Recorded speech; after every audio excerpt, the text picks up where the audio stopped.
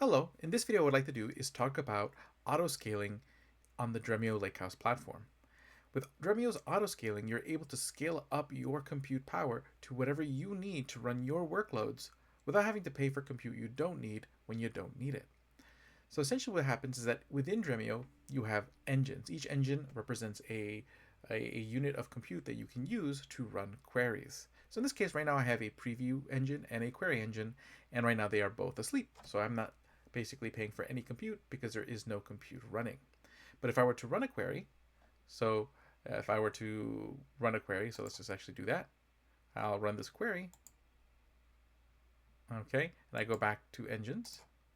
What I'll see is now the engine that it was routed to is now going to begin to start back up. Now, what if I want to add more engines? I can just click on add engine and I can choose an engine name, put a description for that engine. I can then choose what sort of instance family I want, depending on what kind of processing power I want, the size of the cluster. So that means like how many different nodes are in that cluster and what size compute are they. So I can choose that. How many queries should that cluster be able to handle concurrently?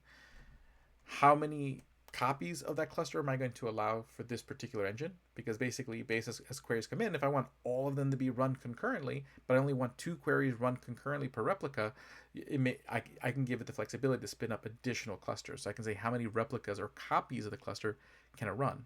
In this case, I'm saying minimum 0. So that means if there's nothing running, it'll shut off all the clusters, but don't scale it up more than 1 copy. And then I can also specify the time that it takes to shut down a cluster. So how long does it sit idle in seconds before it shuts it down? So with this, I can really tailor how my engines scale up and scale down. But I can go beyond that. Not only can I specify how does this compute go up and go down, but I can specify what types of workloads are handled by any particular engine. So this would be handled by engine routing, where here I already have a few different existing rules that are done by query type. Okay, so for example, if I click on the reflections rule, you'll see here that the query type is reflections, and anytime that a query of this type is routed, it goes to the preview engine. I could create an engine just specifically for reflections, so that way any workloads to recreate the acceleration that is my reflections isn't being used by the same engines that are running my actual queries for my business purposes. And these rules can get as granular as you like. As you can see here, you can specify rules based on user, saying whether a query should be routed to a particular engine for a particular user. So you might have like a very high priority user who really needs compute power dedicated to them, or a particular department. So say, hey, is a member of a particular group. Again, different types of queries, etc. And you can even compound these rules to get really, really specific workflow management.